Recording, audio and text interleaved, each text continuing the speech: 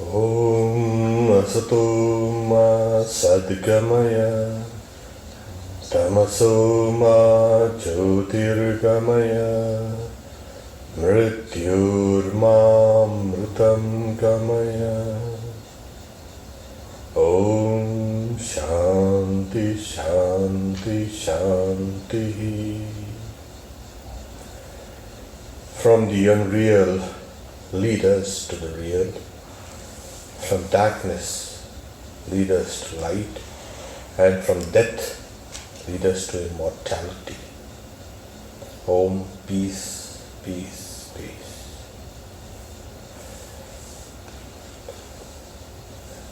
Katha Upanishad.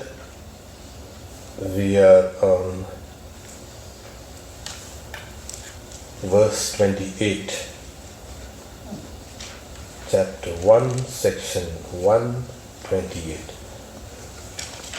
The second last verse of this section.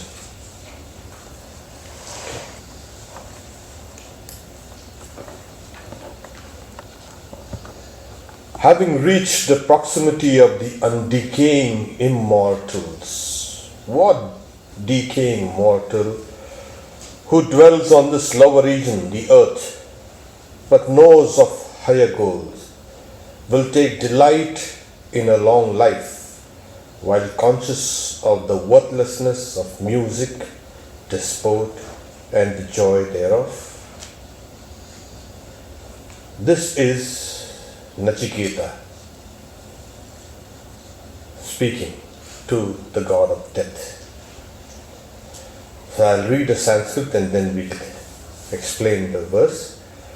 Ajiryatanam amritanam upetya jiryan martya kvadasta prajanan abhidyayan varnarati pramodan ati dirghe jivite korameta.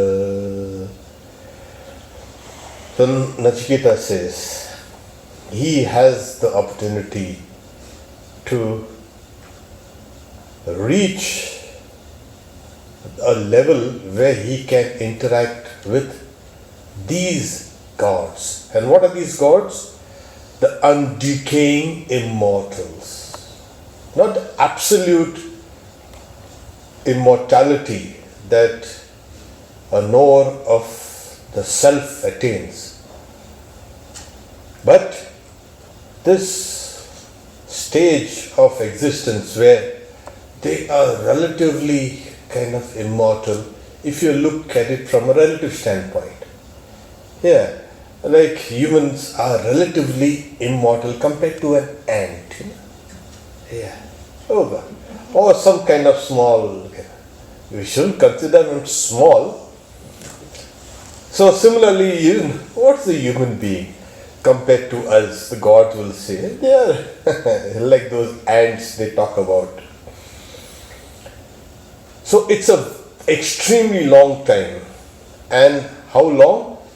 Till the length of one cycle of creation. There is no end to creation, but since creation moves in a cycle, it cyclically moves. There is no beginning or end time, but we can take it as the manifestation and the non-manifestation of this visible universe and the invisible ones too, the universe. So this is called one cycle, and this cycle keeps on repeating ad infinitum. There is no end time of creation, of this creation, because that would mean an end time of the creator, which we didn't want to get into that trouble of explaining. How do you have a creator without a creation? So to make the creator infinite and long lived and etc., we make this creation also long lived, almost eternal, eternally going on and on and on and on. So this is samsara, they say. It goes on and on. And it has various grades of existence. And one of those top grades, as I say, are these gods which are called these immortals. So they are not they haven't been kind of designated as absolute immortality that the knower of Brahman or the knower of the self attains. Because in another Upanishad it says that the knower of the self, a knower of Brahman, becomes the very self of even the gods. So the gods also, they keep their hands away from, they don't want to meddle in this guy's affairs. So here Nachiketa has reached this god of death, and it's kind of important position, this god of death, because people fear him and people, generally fear him. People don't want to love him so much. But as we've seen, he's a kind of a lovable guy. And he has been taken for a nice ride by this young boy. Oh, he was thinking this boy is so innocent and he'll ask 3 boons and I'll give it to him. And there, he got caught in his own, we can say, schemes. So, having reached the proximity of these undecaying mortals, there he goes, because he has gone to that stage of existence of these various gods manifest themselves. So they say, what decaying mortal who lives on this lower region, the earth? That is, we are on this plane of existence which is called mortal. Why? Yes, because this world here, this plane of existence, as the Bhagavad Gita says, it is Martaloka. It is the plane of death. There is constant death. Death is actually the ruler here on this. Every moment cells die. And they get kind of regenerated, of course, and recycled. But there's constant death here. There is no one or nothing. Saints die, sinners die, good people die, bad people die, animals die, and everything dies. We can see it now, how the fear of this kind of death has spawned what you call as, the panic about such a small thing as a coronavirus. A virus, we don't even know whether it's a live entity or dead entity. It stands somewhere between. It needs a host cell. It needs. And couple of them have created this kind of chaos. See how we are reacting? Why? There's that primordial fear of death. We have experienced that many, many times. Oh, what happened? Keep your hands clean. Keep away.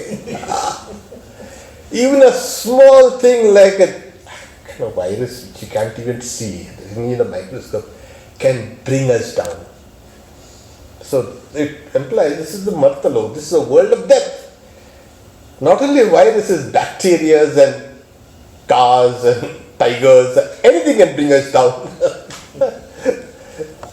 We are so kind of fragile. Yes. Anything can lead us to death.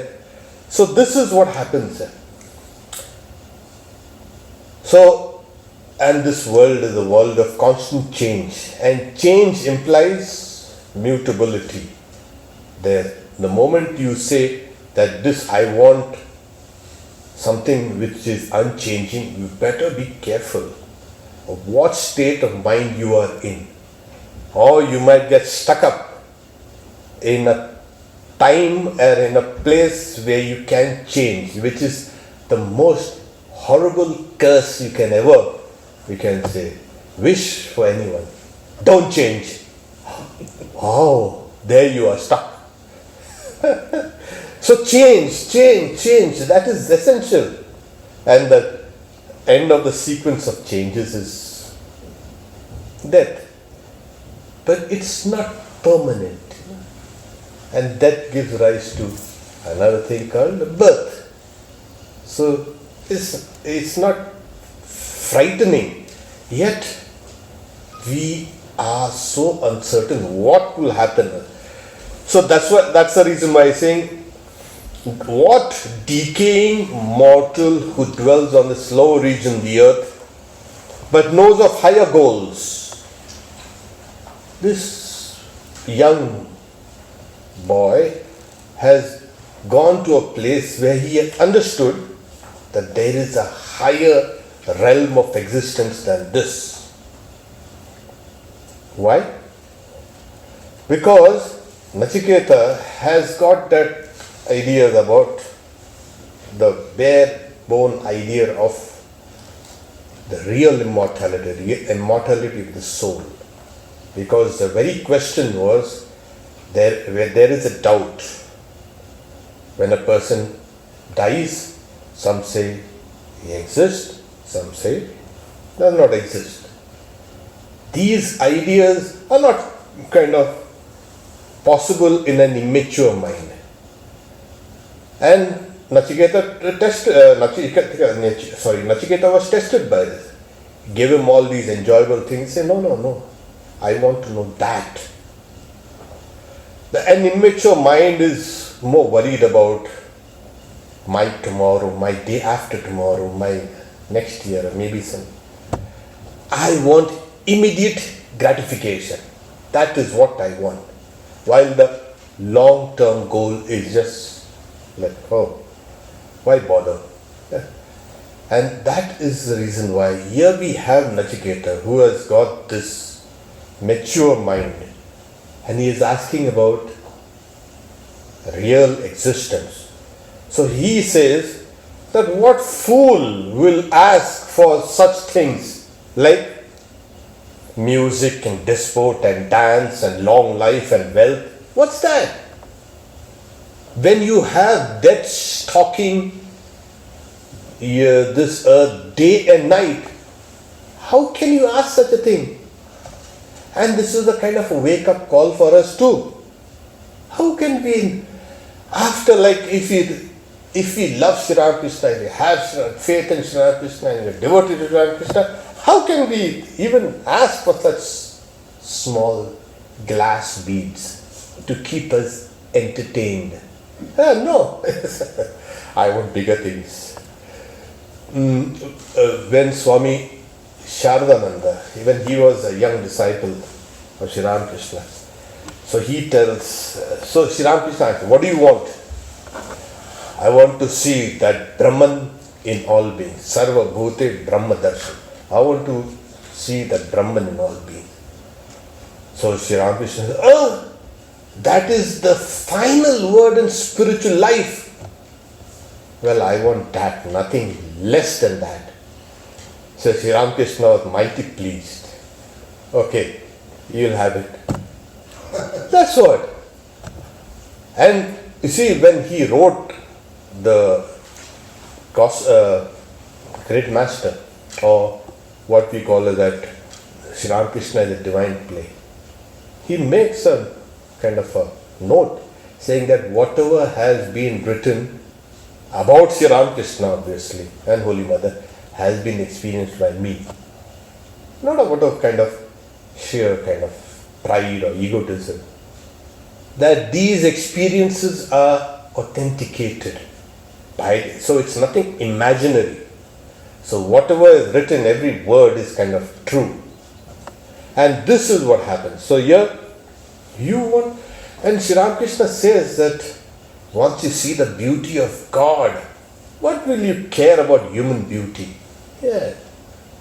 Once you have seen the king, you know, Sri Krishna gives a parable of a person who crosses 7 gates, and at every gate of the palace there is a nobleman, kind of with all his attire and array of kind of costly clothes. Yeah, is this a king? No. He goes further inside, the second gate. And you see the grander looking person. Is this a king? And he keeps on crossing one after another till he comes to the seventh. When he comes to seventh, he doesn't further ask, is this the king? Why? Because he has seen grander visions, lower visions, and now this is the grandest. He has no doubt. He doesn't ask, is this the king? He knows it. So similarly, as we proceed in spiritual life, we come across these experiences, one leading to another. Our life should be like that. And when we come down to this, when we see the beauty of God, experience the love of God, feel that peace, you think you are going to have these small peanuts? No, sir. So this verse, it explains it like the having reached the proximity when close of the undecaying immortals, the gods. And the gods, it's not, Nachiketa has not just kind of given them an epithet, oh, undecaying immortal. This is the way gods are, the low gods. They are explained or described. What decaying mortal? What decaying mortal? Because we are constantly changing. Those immortals, they change very slowly.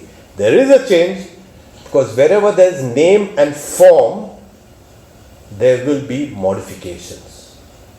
Only on this plane, the vibrations changes are very fast. So compared to them, yeah, we are kind of going to the next cradle. Yeah, I don't say grave. We're going to the next cradle. You go to the next cradle, and you go, again go to the next cradle. So those who live here, why lower region? Yes, it's this existence is a graded, you can say, existence. Because from the lowest, to the highest, we have something called, it's not the question of we've got better bodies and then, no, it's more of the soul that is manifested through some bodies. On that scale, we are somewhere in the middle. Yeah. So it is how the human species have manifested this Atman within. And this whole series of actual life or existence is nothing but the manifestation of this. Swami Vivekananda gives the example of, like, you have a screen in front of you and you make a small kind of hole, like a peephole. And that hole keeps on growing larger and larger and larger, and more of the scene behind the screen is revealed to you. What changes? Not you, not the screen behind, not the scene behind, it's the screen that is being transformed, changing. Nature and evolution works like this. It grows thinner and thinner veils to trap you. But the light of the Atman cannot be contained. So as we evolve, that is, as we manifest more and more of this Atman, we should consider ourselves higher and higher. So like all human beings are, kind of an enviable position. Yeah. But all human beings are not really human beings. You see some at the lowest ebb of humanity. And then you have those great, sublime, sattvika people. They are really full of love and compassion and realization. You cannot equate them, this guy and this guy, same. Yeah, human beings. Just because the guy has two hands and a head and legs like that saint, it doesn't mean they are similar. The similar is in manifestation of your inner potential or inner divinity. So here we are on this plane. Those guys have reached up there. But there's one advantage. The rest of the Upanishad will take this side. We don't need to go through that long process of slowly manifesting your Atman. You can get out of this chain from here. And that is why this world, or this life, or this plane of existence has been given the highest value. Because pleasure and pain have been equal and will be equal for the rich and the poor. There will be life and death, there will be joy and sorrow. Everything is balanced. We may get into that illusion of, oh, that person is happier than me. Never. It can never be. More money, more happiness? You ask that guy. That can never be the condition of more happiness, more pleasure. Pleasure and pain are met equally to everybody here. This is the world of equipoise, a world of balance. You set one thing in motion, that's going to come to you. You set a good thought in motion, that's going to come to you. Set a bad thought in motion, that's going to come back to you. And it is uniform for everyone. So here the chances of attaining knowledge is much higher than even the gods. You may be thinking, oh, how miserable I am. Then you get a lottery and how lucky I am. Well, who knows? Swami Vivekananda says, nature gives you a whipping, and then you weep, she'll give you a gingerbread, and you start laughing. There you are. So, this is also another kind of lesson for all of us. Never should we put a stamp of this person is like this. No. The very idea of this world is, like I said, change. Things are changing. You cannot fix a person. This is what the person is forever and ever. No. So there are these great opportunities from this plane of existence to be released and go out. And this is what Nachiketa is now trying to get Yama, that is the god of death, to tell, I don't want to live for another million and million years till this whole creation kind of becomes, this cycle of creation, of course, becomes subtle, and then we wait for a while, and then some of the lucky ones merge into Brahman, never to come back, and the rest of us are thrown back out. Yeah. Like, Sri Ramakrishna gives the example of these grandmothers. They collect seeds of this and that, and in a hotchpotch pot. They put things here. Why? Because you never know when you need it. So, Sri Ramakrishna says that the Divine Mother gathers all the seeds for the future creation and keeps it. And then she brings it out. And this bringing out, why? From the seeds which have already been here. So that is why this seed, this creation has come from that. So it's a kind of a continuous rolling down and down. You want to get out of it? Get out of it. Swami Vivekananda gives another example of a Ferris wheel. Then when he had come to Chicago in 1893, he seen that Ferris wheel and had a huge thing, and he was saying, wondering, good. See how these small cars, they go round and round the wheel. They are the bodies. And people come in and go out of these cars. They are the souls. Those who come out, I'd have nothing to do with this wheel now anymore. But the bodies and everything else keeps on running round and round and round and round, taking. If you don't want to get out, be careful. Take another round. take another round, it's free. It's free. And we keep on and on. After your head feels a little giddy, enough of this. You get out. There you are. You're free. So similarly, this world is like this. We are coming and going.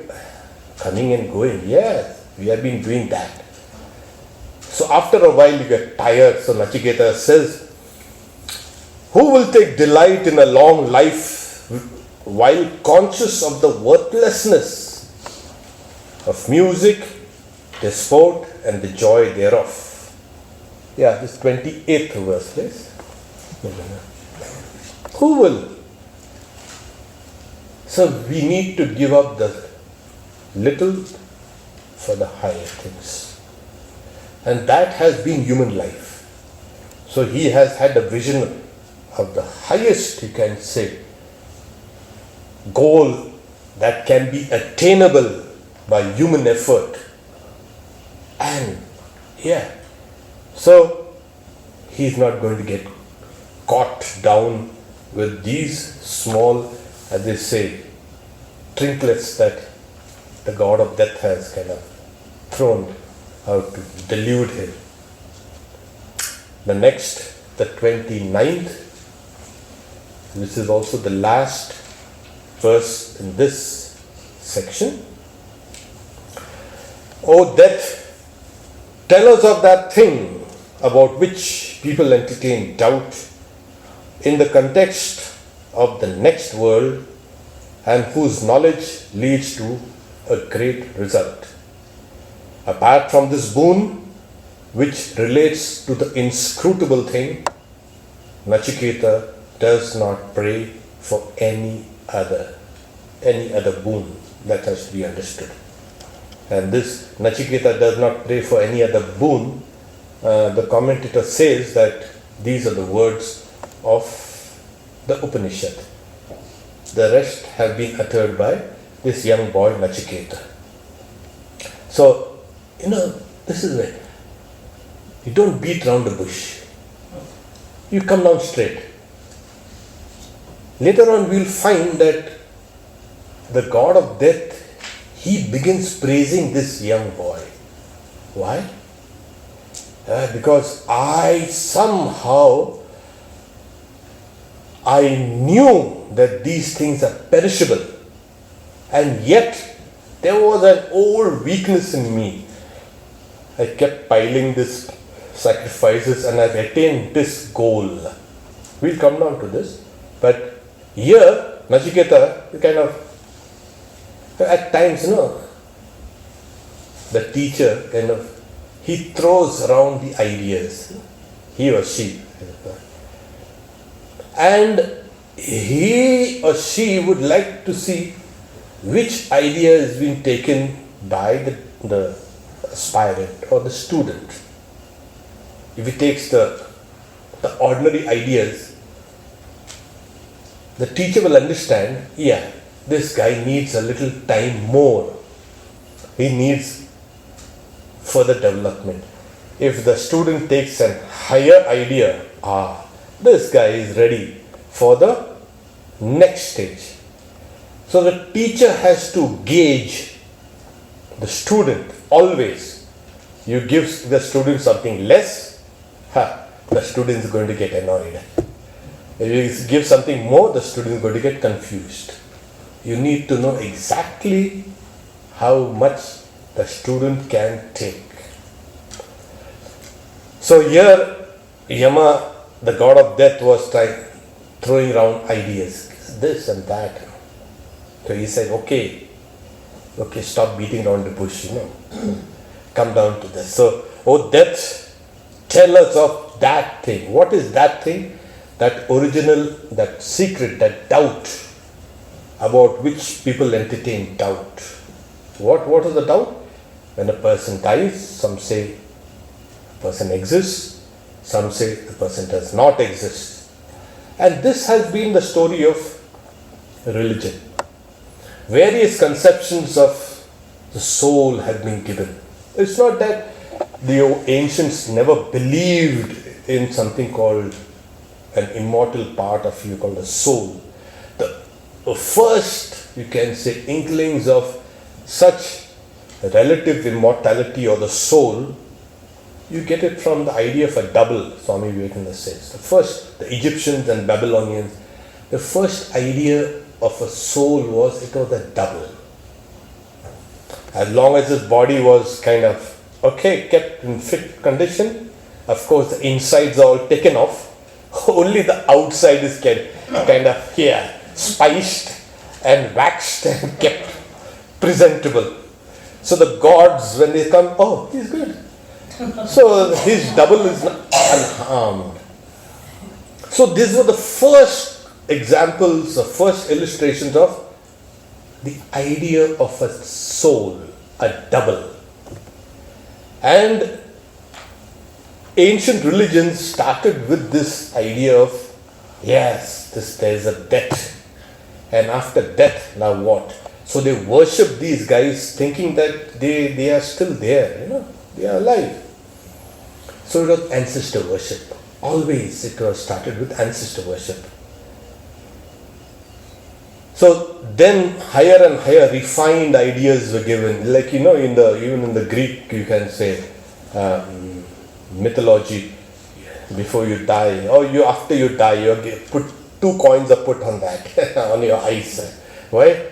That's a payment for that god, that Styx who will take you across that Styx, the river.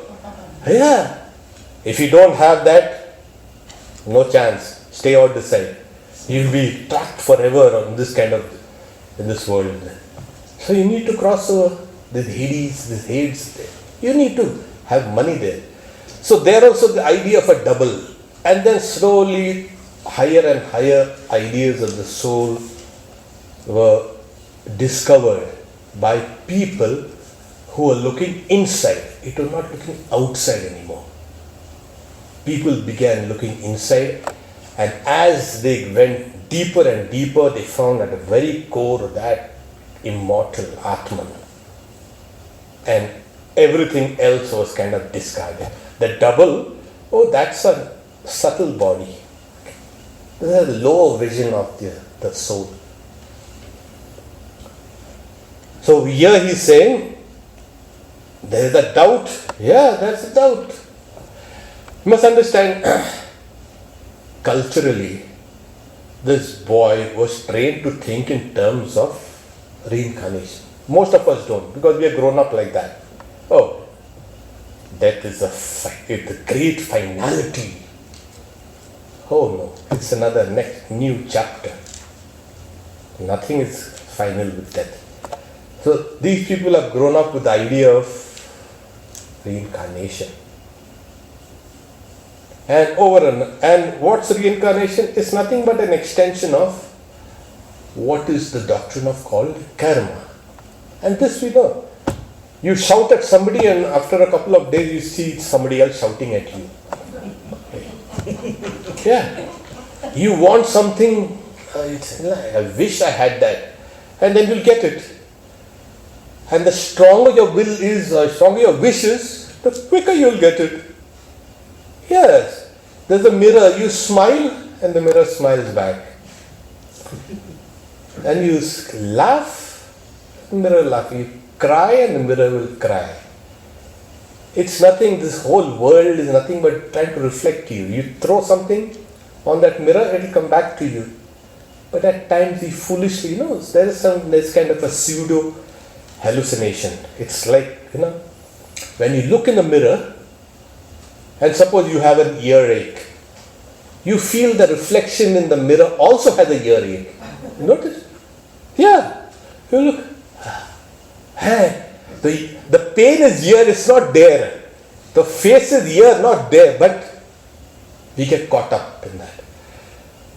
So, this great doctrine of karma, that as you sow, so shall you reap. Every action has an opposite and equal reaction. Not opposite and equal, but it is sometimes more, sometimes less. So much of japa we are doing, and where's God? Not coming here. No. Of course, what you set in motion is going to come back. So, This boy, he already has the bedrock of these are the ideas of reincarnation and karma that he's already grown up in. And yet he knows that there is something, he needs a confirmation of these doctrines and something that transcends these doctrines. So that's the reason why he says that people entertain doubt. Yeah, he wanted a confirmation. You tell me, you are death, you tell me what happens after death. And whose knowledge leads to a great result. What is the great result? Freedom, liberation, absolute peace. Then he says, apart from this boon which relates to the inscrutable thing. Why is it inscrutable? It is the most evident thing. Yes. It's like Swami Vivekananda gives the example in San Francisco. He said, it's like the eye. The eye sees everything, but it cannot see itself. Similarly, the soul sees and does, through the agency of the mind, everything, and yet it cannot know itself, which is very strange, because the very property of consciousness is self-consciousness. Yes, and apart from humans, you have some in the chimps and little dolphins and gorillas, you have some degree of self-consciousness. But you keep a baby, a 2.5 or 3 years old baby in front of the mirror, guys will recognize him. Yeah, that's me. He will not say, who's that? A little lower than that, who's that? But this is a hallmark of being human. We are self-conscious. And if we are self-conscious, the Atman itself is that self-conscious. It is singular, it is consciousness, that means it is self-consciousness. I know that I know.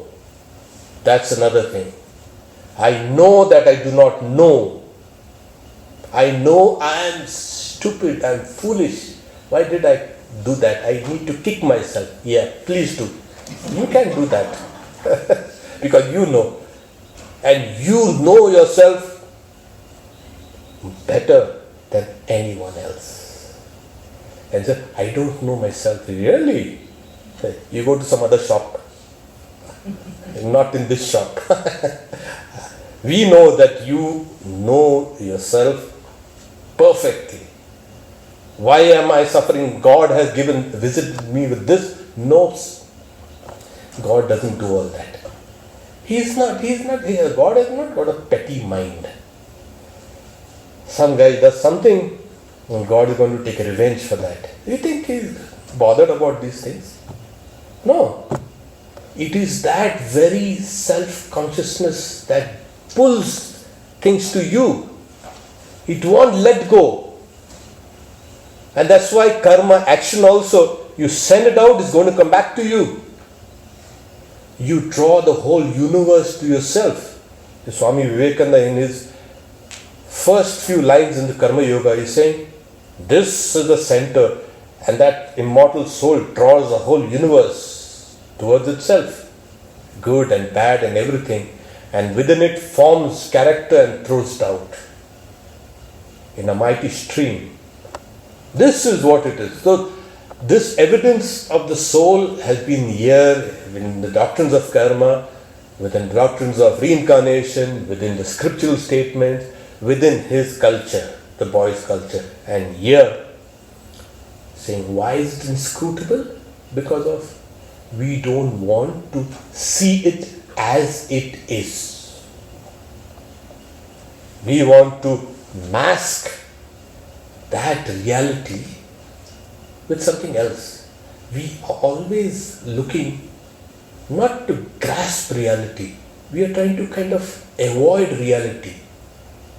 Always. And we use euphemisms, words which are kind of honeyed words, sweet, which are clawing and which are kind of not letting you grasp that. We use language. So the Bhagavad Gita says, like those guys who use this flowery language, Yamimam Pushpitam Vacham, flowery language. There's nothing higher than this. The initial part of the Vedas was sacrifices and heavens and all these rewards.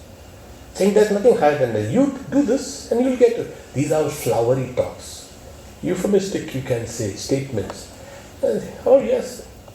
It's like, there was, I was reading some days back, in the First World War, that there was something called the soldiers shell shocked. It's a direct kind of shell shock. And now after all these years, 70 years, 75 years, what we have? Post-traumatic stress disorder. And we have something called battle fatigue. Why don't you say that word directly? Oh no, you see, you've got to be politically correct. Yeah, that's okay in politics, but not in religion. Don't hide that reality beyond these nice sounding words and ideas. Don't. Speak it out. This is what Nachiketa is telling him, the God of death. Tell me that thing. I don't want all those flowery talks. Okay. So Nachiketa does not pray for any other thing. Now the person is set. I don't want anything.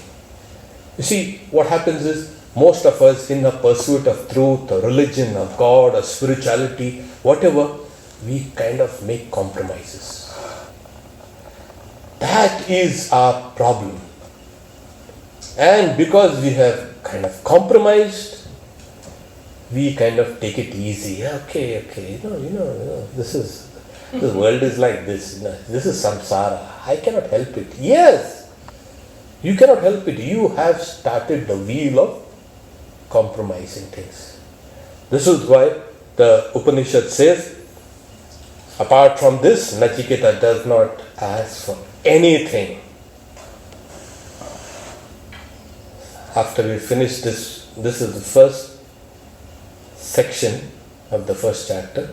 We come now to the second canto, second part. So the first chapter, second part. And he starts with, now Nachiketa said, tell me this. Okay. They're going to grab him by the collar. You better tell me this. The God of death is a kind of, very fatherly figure. Nice kind of. He is happy to get such a student like this Nachiketa. Yeah. I mean, a teacher, when he gets a competent student, you see how the teacher, that's why they say that maybe prosper, maybe not quarrel with each other, sahana, babatu. The real teacher understands this is what a student is and what a student should be. And both prosper. The student learns and the teacher also becomes better and better. You notice? When you have those who, most of you that know about your teachers and how they used to they poured themselves out to you. That is what a student elicits, that kind of, you can say, quality of the teacher.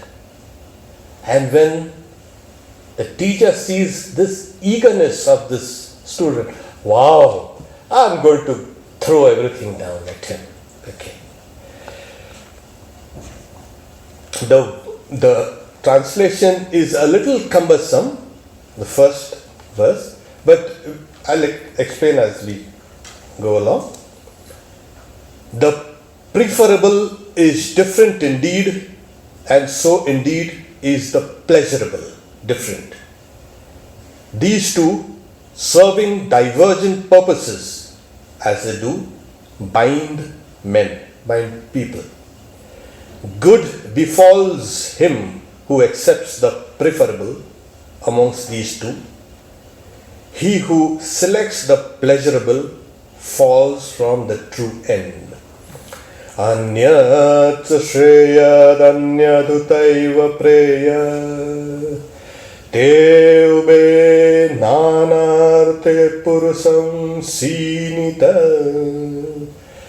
Tayor Shreyo Adadanasya Sadhu Bhavati Hiryate Tadyupreno Vreneshe. So there are these two words. It is translated as pleasurable and that which is preferable. Actually, there are two words. These are kind of technical words. They're beautiful Sanskrit words. Preya and Shreya. Yeah. Shreya is called perfection.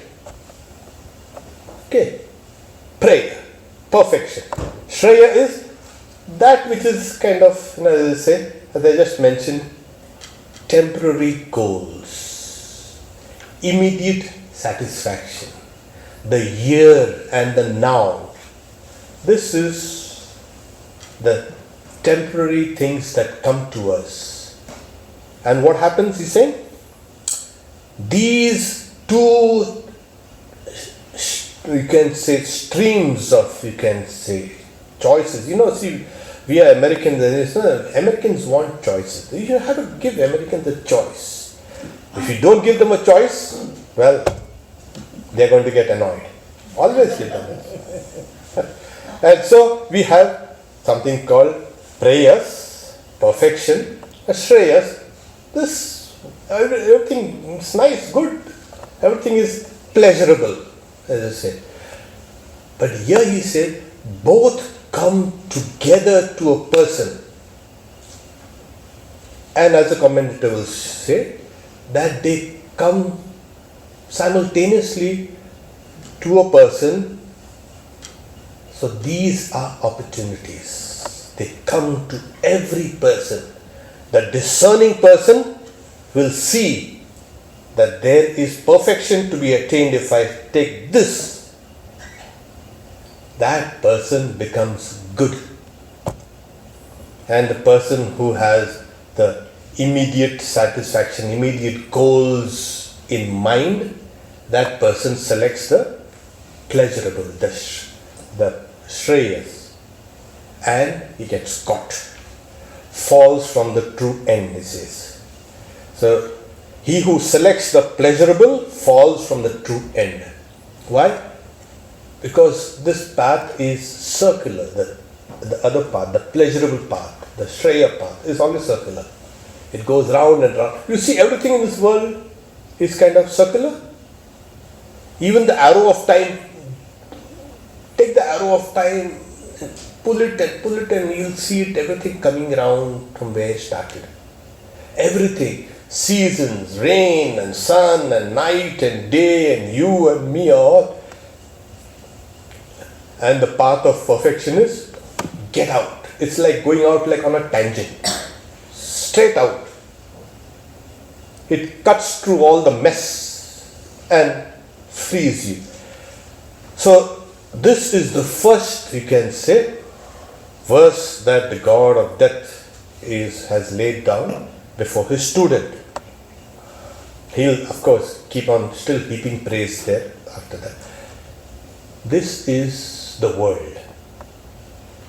Every opportunity has two faces, the good and the bad. Of course, now we have something called the ugly also. I think there's a movie, good, the bad and ugly. Yeah. So, what happens is, we look at the, you can say, delusive side or delusive face of a particular thing and evaluate it. Oh, this is okay. We don't really see that real value, that this thing will lead me to perfection. We want to use every opportunity for us as a kind of a means for more pleasure, instead of using it as a means for the end or liberation. There was There was Swami Ranganathan. Later on, he became the 13th president. So he was a young lad. I think he was 16 or 17 when he first went to the Belur Math, that's the headquarters. When he went there, and he was initiated by his guru. And so one of his jobs early in the morning was to sweep the courtyard, of leaves and kind of trash and all these things. And invariably, when he is almost done sweeping, this big breeze comes in. And he had to start all over again. And he couldn't just discard it. Why? He had his guru looking, Swami Shivananda, Mahapurush Maharaj, standing on top and looking at him. Sweep well, my boy, sweep well. He had his guru looking at him. But later on he says that I felt that this was an opportunity I was doing to serve the Lord. There were others in the temple, there were others doing other important things, but my job was this. There's no humility in doing this. This work is not small. You're sweeping, and you should do it so diligently. And this is what later on we know that how he was blessed by these great disciples of Sri Ramakrishna, and how he rose to be from these obscure, you can say, beginnings to international fame. And at least me, I have seen him very closely. And it's kind of wonderful. I remember when all the, the big shots had gone, say, Swami, now we have decided to make you the president. You have to accept it. So he looks at, I was right there in the corner behind, standing, watching the whole thing. He's saying, well, this boy had come in as a cook at the center, and that cook now has become the president. What does it matter? Okay. He's saying, I am that same boy who had just come. So this is, he did everything, he took every opportunity, the side which led him to that lofty heights, perfection. He gave it the highest value. When things come to us, it's cheap things, kind of useless things. I might need it next year, keep it. I don't need it now. We don't give it the highest value.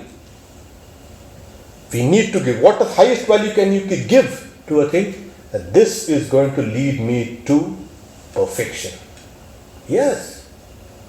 Everything. Even, they say, even mending shoes can lead you to perfection. There's a small book, Practice of the Presence of God by Brother Lawrence. What did he do? Nothing but working in the kitchen of the monastery, scrubbing vessels, keeping them clean. And if he would have thought, I should have been the abbot. Why should I be in the kitchen, the dark and the cold, cleaning these giant vessels? But doing that, he rose to the highest levels of sainthood. He never said, this is the kind of. He took this as an opportunity to feel the presence of God, and he succeeded in it. So, don't discard a thing because it has no value. It appears like that.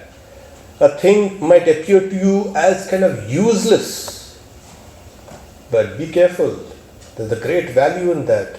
It's hiding, something like that. Learn to recognize it, take it, and it will lead you to the highest good. So these two, the perfection and the immediate, you can say, gratification comes to you. Select the perfection part and take it up. So the preferable is different indeed. So later on he will say, it is different. Why? Because the results are different. One is perfection, one is bondage. Obviously, so they are different.